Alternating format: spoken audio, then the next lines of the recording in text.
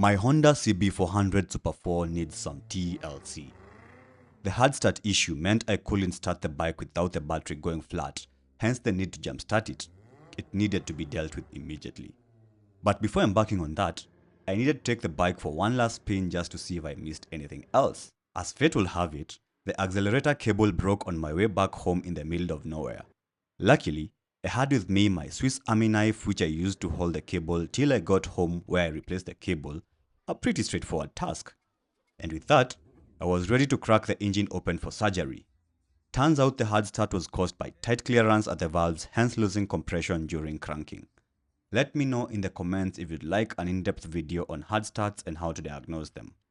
So I once again reached out to men I trust and procured valve shims to be used for valve clearance. Follow this page to see what happens next in this build.